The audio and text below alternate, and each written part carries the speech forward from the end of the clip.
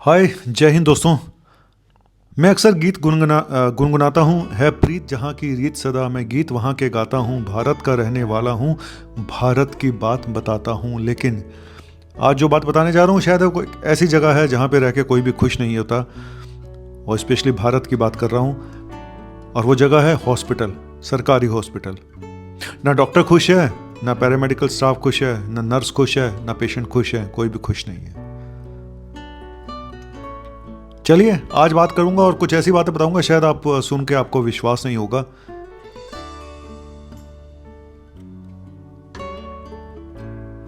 है प्रीत जहाँ की रीत सदा, मैं गीत वहाँ के गाता हूँ। गीत तो गाता रहूंगा क्योंकि मैं भारतीय हूँ, गीत गाना मेरा फर्ज है। लेकिन इन हॉस्पिटल में जाके एक बार ये गीत गुनगुना के देखो, फिर आपको समझ में आएगा कि आखिर सच्चाई क्या है। चलिए बताता हूँ अपने सरकारी हॉस्पिटलों का हाल, और क्यों है वहां जाना अपनी इतना बेहाल।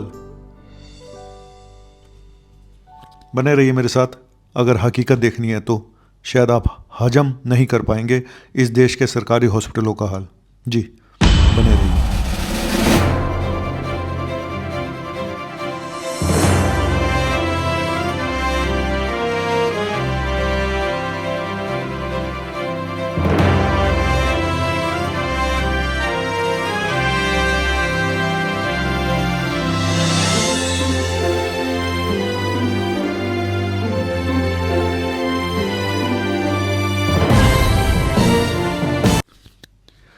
आज मैं आपको कुछ आंकड़े बताना चाहता हूं कि भारत में हर साल करीब 16 लाख डेथ होती हैं। किस वजह से? Poor quality care. पेशेंट जाता है, उसको पुअर क्वालिटी केयर मिलती है, गलत डायग्नोसिस, गलत ट्रीटमेंट, पुअर क्वालिटी। इसकी वजह से भारत में, और ये सब मैं जो बात कर रहा हूँ मैं सरकारी हॉस्पिटल से ही रिलेटेड, शायद ज़्यादातर ये किस्से हैं। 16 लाख डेथ होती हैं हर साल, हर रोज 4300 डेथ सिर्फ इनकी वजह से। Poor quality, poor health.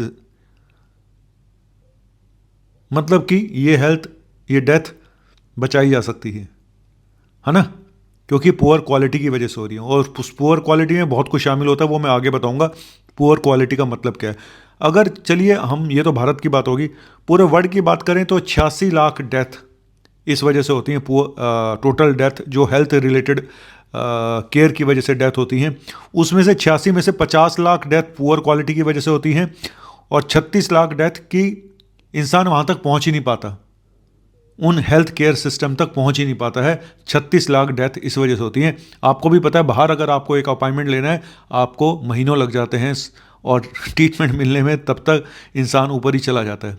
तो आप काफ़ी हद तक आप खुशकिस्मत हैं कि आप भारत में हैं हेल्थ सिस्टम की वजह से। सच बता रहा हूँ। लेकिन आज मैं बताने जा रहा हूँ भारत के सरकारी हॉस्पिटलों का वो हाल, कि इतना बुरा हाल आखिर क्यों है। चंद हॉस्पिटलों को अगर छोड़ दें, ऑल इंडिया इंस्टीट्यूट को छोड़ दें, है ना, इस तरह के बड़े बड़े इक्का दुक्का हॉस्पिटलों को छोड़ दें। हालांकि वहाँ पे भी व्यवस्था में ऐसा नहीं है कि वहाँ पे कोई जाते ही आपको भगवान मिल जाएंगे, क्योंकि है तो वो भी सरकारी हॉस्पिटल। वो बात अलग है कि वहाँ पे कुछ एडवांस टेक्नोलॉजी हैं, एडवांस डॉक्टर हैं, बड़े सुपर स्पेशलिस्ट डॉक्टर्स हैं, है ना, उस तरह की चीज़ें बहुत है। और हर वीआईपी वहाँ जाता है तो थोड़ा सा मैनेजमेंट बाकी हॉस्पिटलों से बेटर है। लेकिन वहाँ पे भी एक पेशेंट अगर ओपीडी में जाता है, आप यकीन मानिए। चलिए ओपीडी का भी बता देता हूँ आपको। 9 से 1 के बीच में ओपीडी का टाइम होता है, आउटडोर पेशेंट जहाँ देखे जाते हैं। एक डॉक्टर को 100 से 150 पेशेंट देखने होते हैं, यानी एक पेशेंट के लिए 1.25 मिनट से 2.5 मिनट मिलता है एक पेशेंट को देखने में। और पेशेंट अक्सर ये कंप्लेन करते हैं, डॉक्टर साहब वहाँ क्या दिखाने जाएं, जब तक हम अब बताते रहें तब तक वो दवाई लिख देते हैं। देखना तो बहुत दूर की बात है, हाथ भी नहीं लगाते। जब तक आप मुंह से बताते जाते हैं वो दवाइयाँ लिखना शुरू कर देते हैं, और वो पिछली दवाई को ही रिपीट कर देते हैं बिना देखे हुए। चलो अभी यही चलेगा, दोबारा आना 1 महीने बाद। सच बात है ये। लेकिन इसके लिए कौन दोषी है? कौन दोषी है इन सब चीज़ों के लिए? आज बताऊंगा कि इतनी जो पुअर सिस्टम है हमारा, इसके पीछे कौन दोषी है। पहले आपको शॉर्ट में बता देता हूं कि इसके पीछे क्या क्या दोषी और क्या क्या प्रॉब्लम है। सबसे बड़ी बात, सबसे बड़ा एक है हाथ करप्शन का, ठीक है, वो भी उस पर बात करूँगा। दूसरा lack of infrastructure, infrastructure poor है। जो बाबा आदम के ज़माने की बिल्डिंग बन गई, जो चल रहा है चल रहा है। फंड्स नहीं मिलते हैं, सरकार की तरफ से प्रॉपर फंडिंग नहीं है। जीडीपी का कितना % आपको इन हेल्थ सेक्टर पे मिलता है, सरकारी हेल्थ सेक्टर पे, वो सबको पता है ना। लो बजट, बहुत ही पुअर बजट होता है। स्टाफ बहुत कम है, इनएडिक्वेट स्टाफ। एक डॉक्टर को ओपीडी में 200 पेशेंट देखना पड़े, 150 पेशेंट देखना पड़े, तो वो क्या करे? पॉपुलेशन इतनी है, उस हिसाब के डॉक्टर नहीं है, उतनी पोस्ट नहीं है।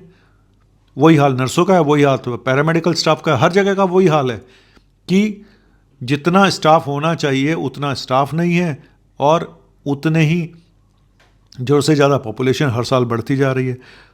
गंदगी देख लो, एनवायरमेंटल फैक्टर इतने हैं, सैनिटेशन देख लो।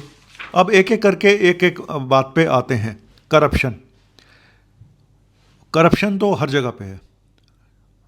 आपने सुना होगा कि डॉक्टर पकड़े गए, पता नहीं आरएमएल हॉस्पिटल में कार्डियोलॉजिस्ट पकड़े गए, उन्होंने घटिया क्वालिटी के स्टंट लगाए, ये लगाए वो लगाए, ऐसे ही सफाई में हुआ था। तो कुल मिला के करप्शन डॉक्टर के लेवल पे भी है। घटिया दवाइयाँ मिलती हैं, पुअर क्वालिटी की दवाइयाँ मिलती है, और गिनी चुनी दवाइयाँ मिलती हैं, चंद दवाइयाँ। क्या हुआ, हर पेशेंट को एविल लिख दी जाती है, पैरासीटामोल लिख दी जाती है, 2-4 दवाइयाँ ही होती हैं, उसके बाद बाहर से खरीदो। या फिर कई जगह पे बाहर से आप लिख नहीं सकते दवाई, ठीक है। कुछ हॉस्पिटलों में ये भी रूल है कि बाहर से आपने लिखनी ही नहीं है।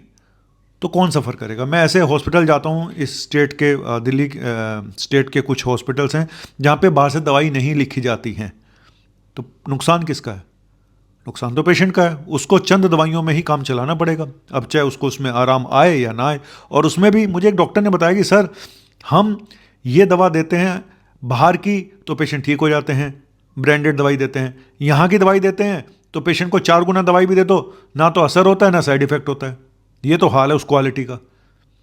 और इसमें सब मिले होते हैं, जो ऊपर का, जिसके हाथ में सब कुछ है कि कौन सी दवाइयाँ मंगानी है, जो डॉक्टर साहब ऊपर बैठे हुए हैं सबसे ऊपर, चाहे वो डीन हैं या उनके एमएस हैं या फिर सीएमओ हैं, उनको वो वही दवाई मंगाएंगे जिसमें उनको ज़्यादा कट मिलता है, कमीशन मिलता है। उसके अलावा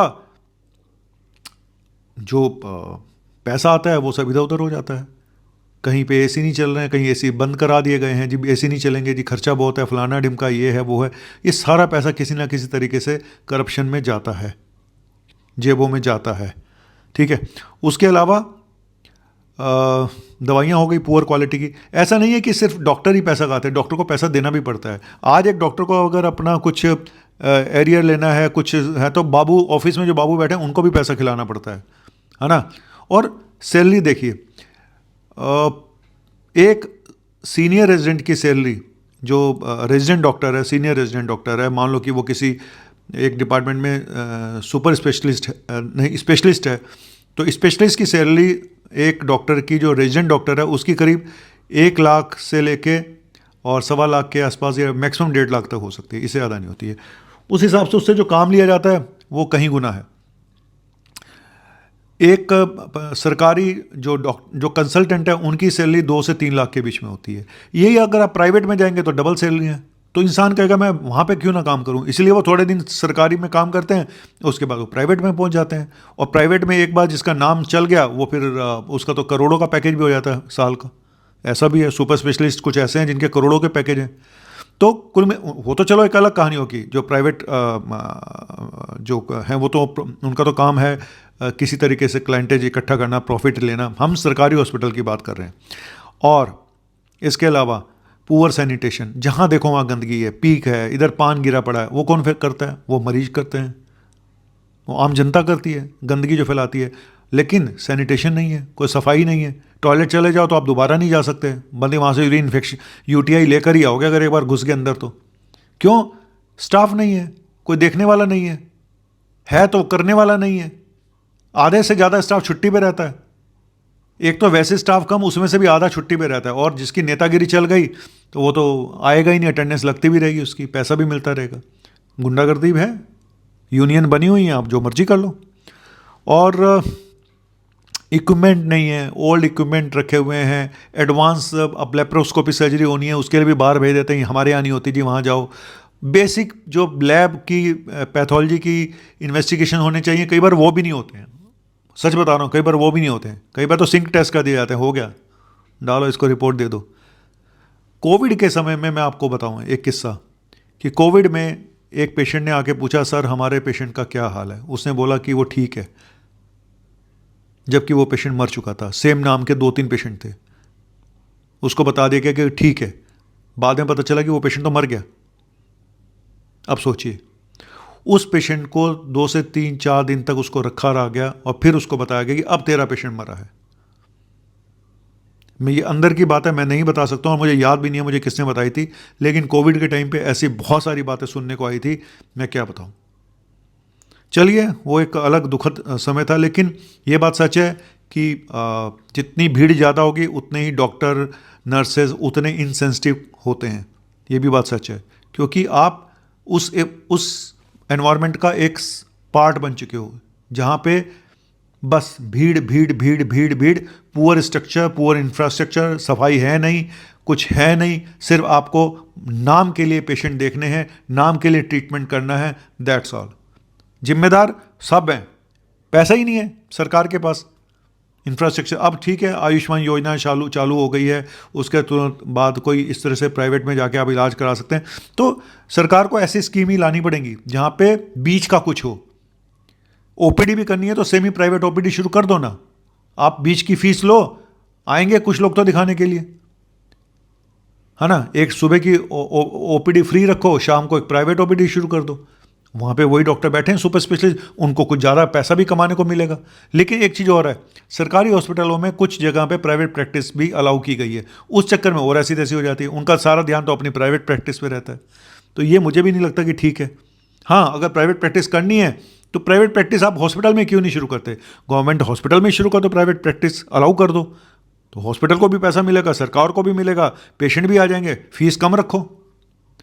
देखो, तरीके बहुत सारे हैं, ऐसा नहीं है, तरीके बहुत सारे हैं, लेकिन प्रॉब्लम तो हैं।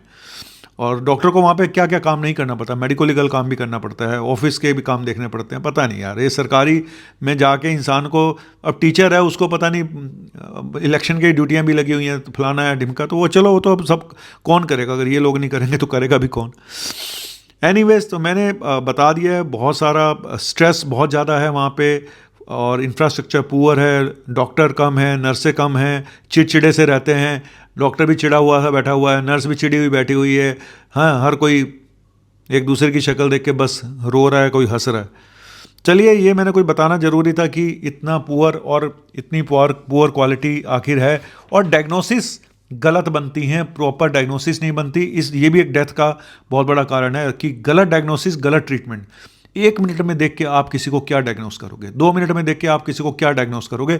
और यही हाल इमरजेंसी में भी है, जहाँ पे एक के बाद एक पेशेंट आ रहे होते हैं, इतने पेशेंट आ रहे हैं, इतने सीरियस पेशेंट एक के बाद एक आ जा रहे हैं, और रेजिडेंट डॉक्टर एक, और जिसको कुछ आता तक नहीं है, वो नया आया, वो बेचारा क्या करे। जो उससे ऊपर सीनियर था वो गायब हो गया, मैं अभी आ रहा हूँ, वो 2 घंटे बाद वो आ रहा है घूमता हुआ। अब वो क्या करेगा, जिसको आता जाता है कुछ नहीं, वो फ़ोन पे पूछ रहा है, सर क्या करूँ क्या करूँ क्या करूँ। तो बहुत सारी प्रॉब्लम्स हैं सर, बॉस क्या बताऊँ आपको, यहाँ पे अंदर की हालात कितने ख़राब हैं। सरकारी हॉस्पिटल जाने का मतलब सिर्फ आपकी किस्मत है कि आप वहाँ से बच के आ जाएं। मैं आज इतना कड़ा बोल रहा हूँ, आपकी किस्मत है। लेकिन कुछ अच्छे हॉस्पिटल भी हैं, कई बार जाके लगता है कि यार ये सरकारी हॉस्पिटल है। यस, ऑल इंडिया इंस्टीट्यूट के बारे में लोग बोलते हैं, तो वहाँ पे भी ओपीडी में इतना ही रश है। वो बात अलग है कि अब आपको अपॉइंटमेंट लेके जाना चाहिए, ऑनलाइन अपॉइंटमेंट मिल जाता है, तो इन चीज़ों पे काम करना पड़ेगा कि आप ऑनलाइन अपॉइंटमेंट लें और तब जाएं, और नंबर ऑफ़ डॉक्टर बढ़ जाएं, नंबर ऑफ ओपीडी बढ़ जाएं, सुबह शाम की ओपीडी हो जाएं, शाम को सेमी प्राइवेट ओपीडी हो जाए, सुबह सरकारी ओपीडी हो। कुछ पेशेंट तो आएंगे ना, जो अब एक फ्री ओपीडी हो रही है, 20 रुपये की पर्ची बनी है, 10 रुपये की पर्ची बनी है, फ्री ओपीडी है, तो शाम की 100 रुपये फीस रख दो, 200 रख दो, 150 रख दो, क्योंकि प्राइवेट में 1000 रुपये है तो वहाँ 100 रुपये रख दो, 150 रख दो। एटलीस्ट कुछ तो बोझ कम होगा, कुछ लोग तो आएंगे।